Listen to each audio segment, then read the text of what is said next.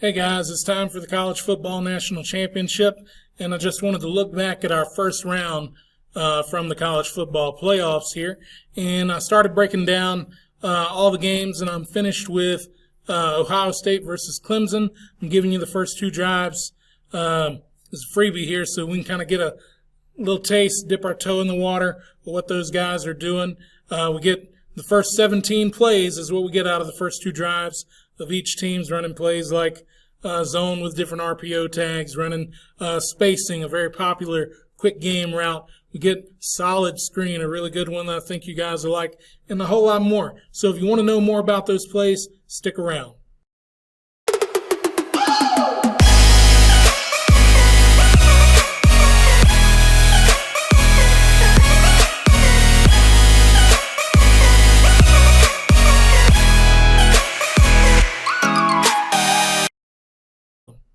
All right, guys, I'm glad you stuck around and you want to get a little bit more information about Ohio State and Clemson, what they were doing in our playoff game.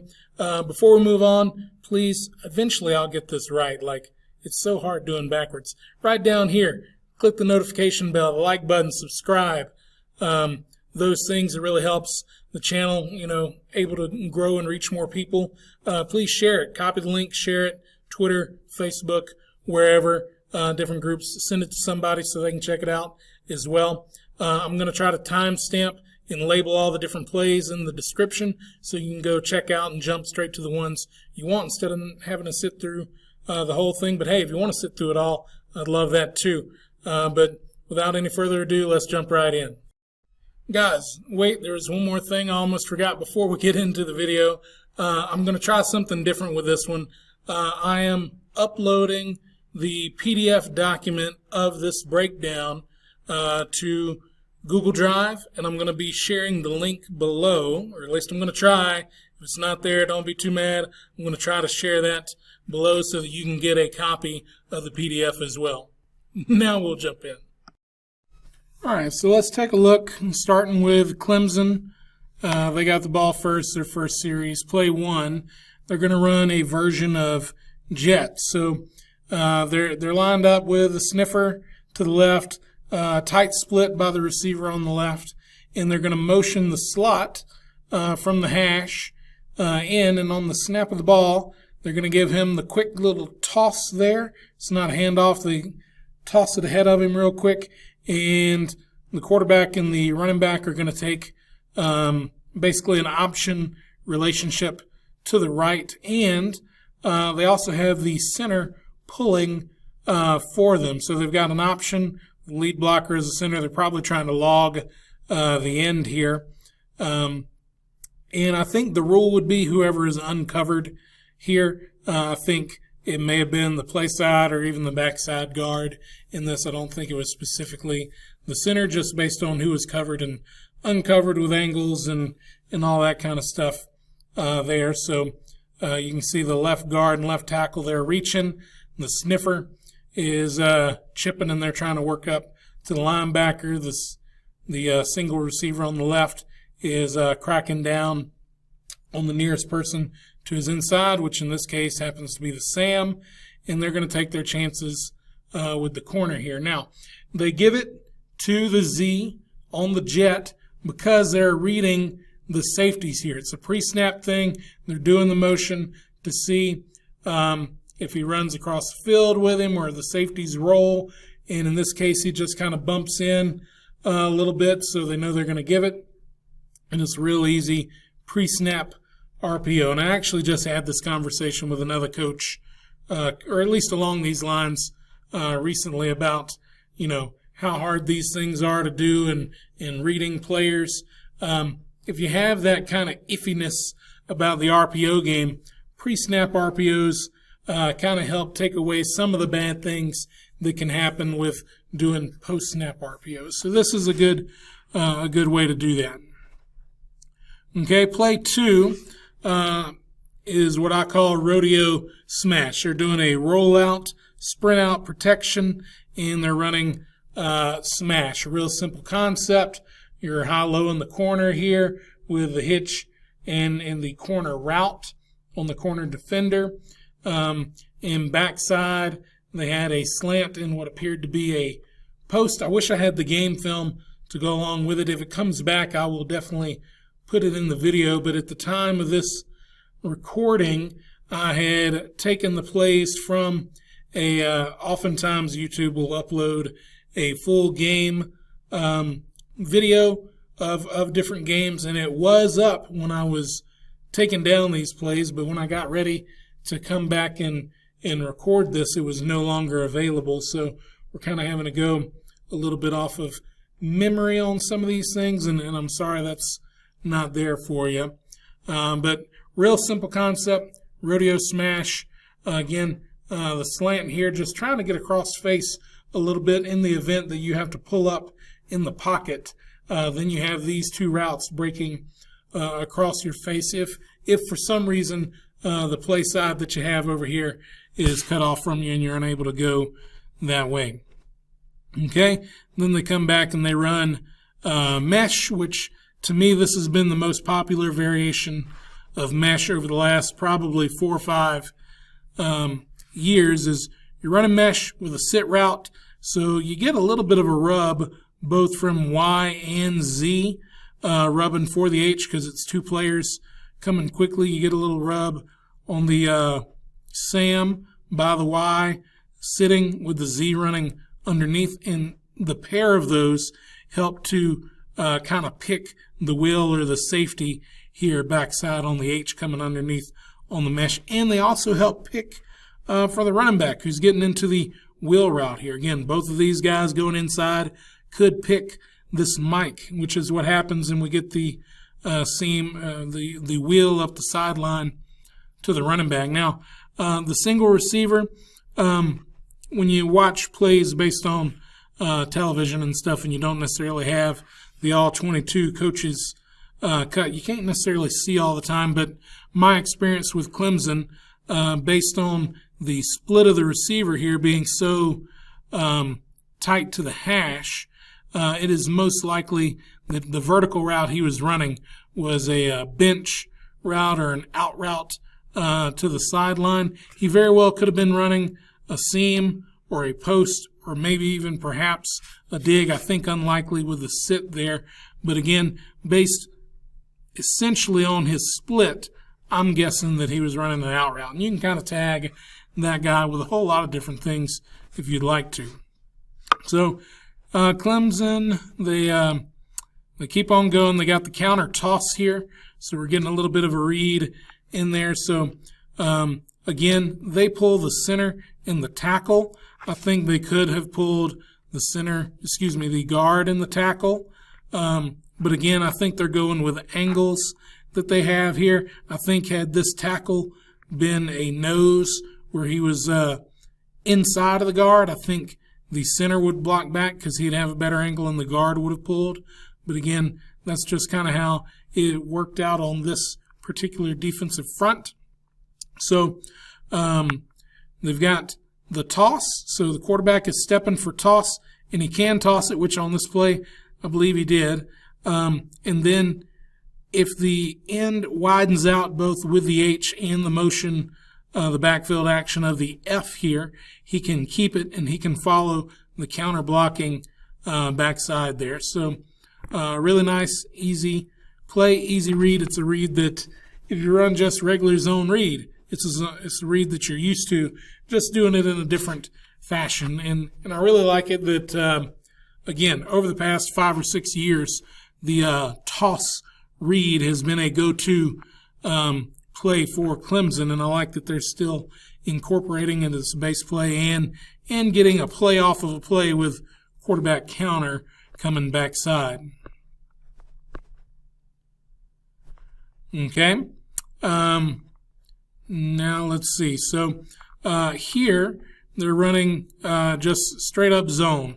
I believe this play was a short yardage situation. They lined up with 2 sniffers, almost a double tight look, and they're just going tight zone here, and they've got fades on the outside. This might have been short yardage at the goal line, maybe, if I remember here.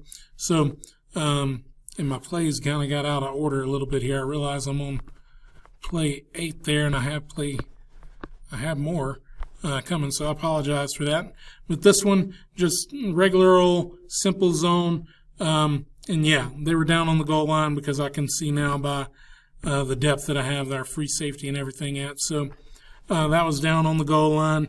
Real simple. There was probably never any real keep aspect to it other than maybe pulling to throw one of these back shoulder fades, or is a lot of times the bucket throw on the goal line. Okay, they also did a play action version of what I like to call switch, where we got two verticals, but the outside guy is running the seam, the inside guy is running the fade. They also had a what was essentially a slot fade on the right side as well. Again, working off the motion, just like we had on play one where they gave it to him on the jet. And again, we have what looks like by the pulling motion of the guard and the back getting into the flare, what looks like that same exact play of having the jet by the motion guy and option by the quarterback and the running back to the right, but the quarterback pulls up and they're hitting switch on the backside. So typically they're reading inside out there from the seam to the fade. Now, willing to bet if this corner had been a little bit tighter, they might have thought about going to the hole shot on the Z on that fade first. All right, they also went with a little bit more of a simple, old school play here with spacing. So spacing is just a way of getting three receivers. Let me change my marker here. Getting into three holes of space out here. So the slant works into a hole. We get this skinny slant here working into a hole, and then the flat route here getting into a hole. And all of it is just trying to get, again, space. We're trying to get people spread out as much as possible in this area. And part of what happens on this play is you create a hole of space by this guy running inside and this guy running outside for this to open up. In another sense, you're opening up space by the fact that he is running inside and he is running inside for him to get outside, so to get a hole of space here depending on how the defense plays it. And again, you get some space created here by this guy running outside. If whoever is responsible for him, say this safety here, if he flies out of there in a hurry, you open up space for the slant. So it's a real simple concept, easy throws, and high percentage of success there. And then backside, again, we've got some press coverage, so we're going hole shot on the fade. That could very well be signaled in. It may have been a slant that they converted to it. It could be a stop if we have off coverage or comeback curl, something like that. But with tight coverage, running the fade is a good idea.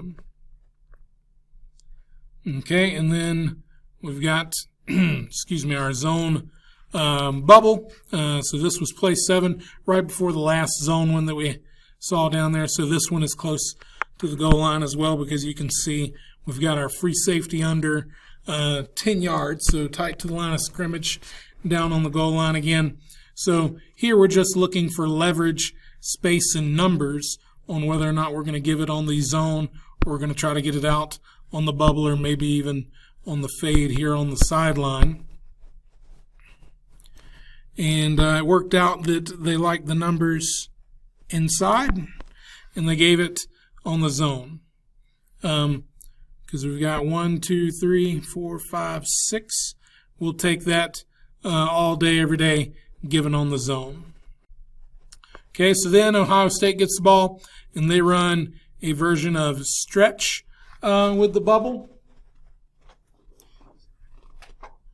So they're running stretch to the left, and Fields boots out to the right for the potential bubble here. Now, again, I think he's just carrying out his fake there because they do give it on the stretch there. I think had they wanted to go bubble, I don't think he would have booted and then thrown it. I think that would have been catch, grip, and rip there, and the running back would have been just running to the left with no fake there. Again, looking for space and leverage and numbers. Not really good having this guy down like this for the bubble. So that kind of takes away, at least for me, the idea of running the bubble. So they're going to stay with the stretch there and try to get the defense to widen out a little bit and then cut it inside. That's, to me, the best way to run the stretch. So to go again, they've got some more RPO type plays here with inside zone and what I like to call Omaha, which is this side of the route concept. Here, just running a fade and an out, or a vertical and an out, however you like to call those. So what this is going to do is put stress on this player as to whether he's going to try to fold in here with the run action or if he's going to try to be true to his potential coverage responsibilities here on the out route. And again, single receiver side, a lot of times we call this the gift over here. So there's some predetermined things that would tell us if we would go out here on the gift. A lot of times, again, that's going to be leverage in space. So with the corner here, if he were to bail big time, maybe we'd go to it. Or if he was just off more, perhaps we would go to it. One thing that would for sure take us away from it is if they have a apex defender here in some way in the way of a potential throw-in lane. That would definitely turn me away. So here, there's potential to do really either of them. Here, Clemson is running a version of a 3-safety defense here. Not something I'm really crazy about, but it still allows for the throw-in lane here. In my mind, they've got good numbers here, even though the safeties can fill. I'll still take that and take the yards that I'm able to get quickly due to the depth of these guys being so much deeper. I should be able to get 3 or 4 yards even with those guys filling in my mind. So that's a defensive front that I don't think is really great for this, but to each his own. Okay, and come back and they run quarterback power, and again, they've still got the bubble. They end up, again, running the power. So we just get a lot of down blocks here, down, down, down. This turns into a double, down, turning backside. We're sealing the gap here. We're going to get a kick out by the running back and pulling through by the guard. Really great when you can run the quarterback and be +1 like that. The numbers are good. 1, 2, 3, 4, 5, 6, 7 in the box. Okay, and you've got 5 linemen, a running back, a tight end, and an H-back. That's 8 dudes to block the 7. Even if you count the safety filling in, that's 8 on 8. You're still +1 with the quarterback. I was a little surprised, actually, that they didn't have anybody leveraged a little bit more in this general area, at least defensively speaking. So good play on the Q, power running to the left.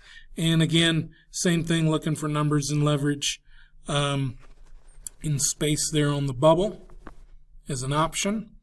So we come back. Clemson gets the ball back again. They're running inside zone with a jet fake again. So jet, they're coming in motion with the Z. It's unbalanced. You've got both Y and X on so that we can have the single receiver come in motion and the jet fake running the zone. It's good to think about building some of these things in where you got the unbalanced into the offense, because a lot of times you're able to get good advantages based on how defenses react to the unbalanced and to the motion going into the unbalanced. So really good right there. They've got a lot of space off of the Y because he's ineligible. But it does open up the possibility for this motion, depending on, if they decide to roll people over like this, for him to be able to run and get into the flat and do the little arrow screen where he's going to block and he's going to block, or even make it a little bit of a, you couldn't make it a stick concept. It'd have to be a very quick throw, or maybe even just bubbling out a little bit here, since the Y is ineligible, but that's something good to think about and to look at when you're thinking about doing unbalanced formations and going with the motion into it like that. So again, they were probably again, I wish I could see the film again to tell you for sure. Probably not an RPO, probably just, or probably not a read either, probably just a window dressing there of what I would call glide motion, Z-glide, and running your inside zone that he's just faking the jet across there. And this is probably one of my favorite plays in general, and I was really happy to see Clemson run this, especially the way they did off of the stretch. So if you remember, they started the game off with stretch. Quarterback turns around like they're going to run stretch, and then on the boot action, and now he gets it quick. I mean, he gets turned around and gets the ball out in a hurry. The defense is seeing motion this way, backfield action to our right, their left, and the linemen are even all stepping that way. So everything is telling these guys to get out of the way and go to that side of the field. And we come back with what is a tunnel screen. I call it solid just because it comes off of this type of motion. I normally do it off of like a rollout motion or a sprint out package there, but doing it off of the stretch, again, is a great way to do it. All it is misdirection, and we get our linemen going. I would normally coach this as 1, 2, 3 steps to the right. On that third step, they're going to pivot. So this would be the third step. This would be the third step. They're going to pivot. And he's going to be responsible for kicking out, and he's going to be the wrapper. It's essentially like running power just outside the hash here. So he's going to fast hands, fast feet, get upfield a little bit, retrace and banana back inside there to get inside of the kick, and then to be able to bow back outside when the guard is sealing the inside here. Now, when I normally run this, I would try to get more players out there, but getting just the 2 works just fine. I would normally try to get this guy involved, and then this guy would be my what I like to call trash cleanup, or my rat killer there as well. But probably less need for that particular responsibility by the fact that they're running it off of stretch. I would normally try to get this guy involved, and then this guy would be my what I like to call trash cleanup, or my rat killer there as well. But probably less need for that particular responsibility by the fact that they're running it off of stretch instead of a rollout pass like I would normally do. So just getting the 2 guys out there will work fine. And again, they window dress it with having a route combination out here as well. Okay, here I just called this ditch with a dig here and essentially a hitch that then whipped back out to the outside. Probably a better name for it somewhere. That's just what I called it for the purposes of this. So it also appeared that we had a dig on the outside as well to the single receiver side. So we had good route combinations here. With the ditch, we get to high-low. This rover, as I have him labeled here. So the dig over the top and the hitch. If the rover drops real deep or tries to high wall and carry on the dig, that opens up space for the hitch right here. If he stays real tight on the hitch here and hugs it tight and tries to follow it out, it opens up a throw-in lane potentially for the dig, depending on what the safety does also.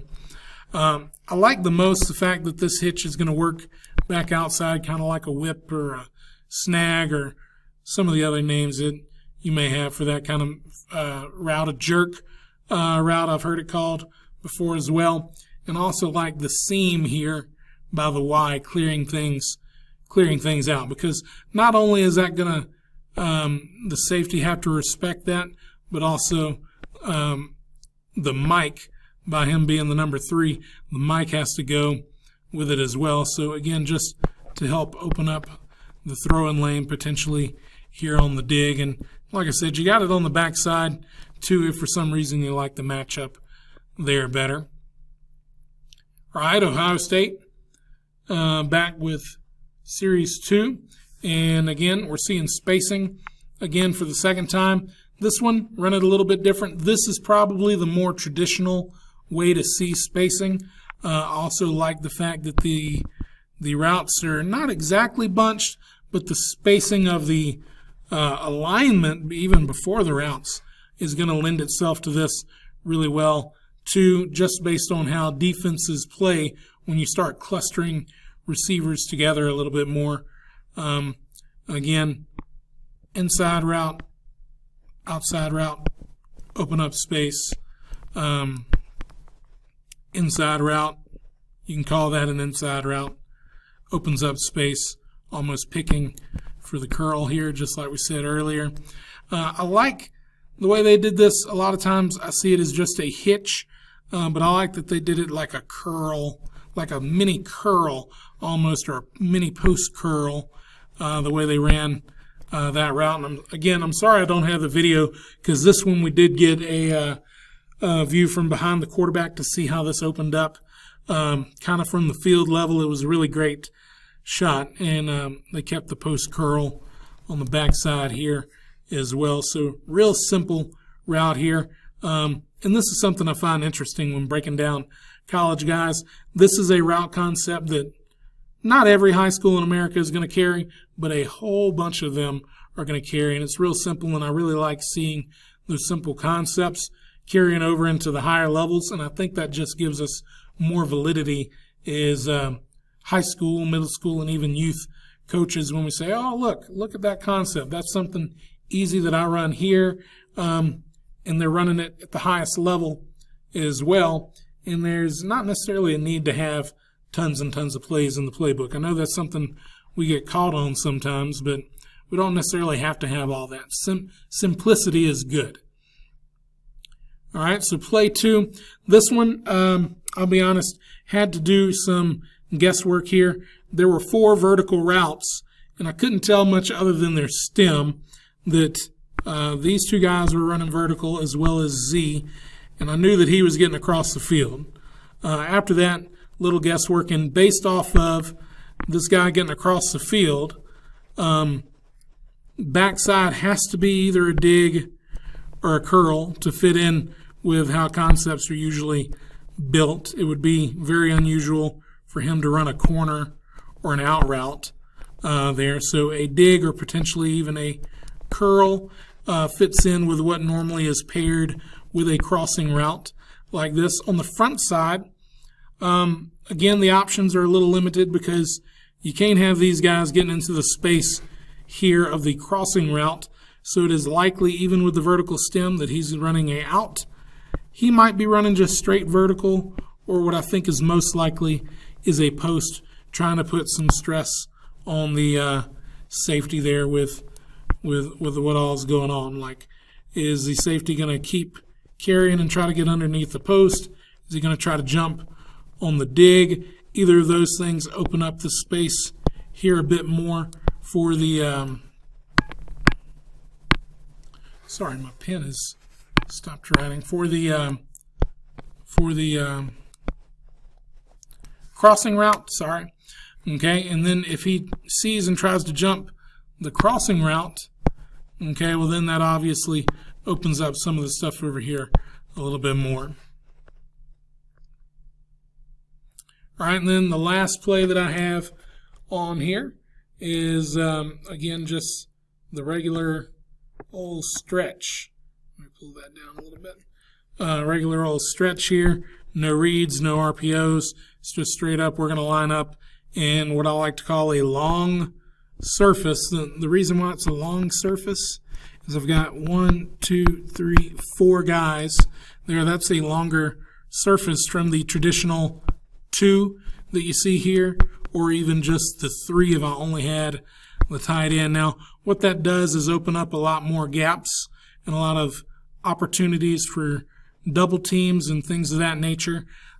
It's also, again, like I talked about the unbalanced earlier, when you line up in long surfaces like this, defenses have to make decisions on how they're going to play you. Are they going to shift everybody over on the defensive front? Who are they going to walk down? Are they going to walk down somebody and fill a safety in somewhere like this, something like that? There's a lot that goes into that, especially I would like it even more if perhaps this Z had been lined up here as well, like a tight end, and have a really long surface. But again, just simple little stretch. Should be going 1, 2, 3, 4. Okay. And then he's trying to get up field. So trying to get the defense to flow and then trying to split them, getting vertical up the field on the stretch. Thanks for sticking around watching this video. I hope you found it helpful, informative, educational. Again, if you did, please like, subscribe, share with a friend so that they can do it as well, so they can get something out of it. If you have any things that you're looking forward to, any content, please leave a comment down below. I'd love to get your feedback on some of the things you're looking for. Thanks for coming to the channel. Hope you enjoyed it. Please check out some of these other options here of different videos and playlists that I have for you. Peace.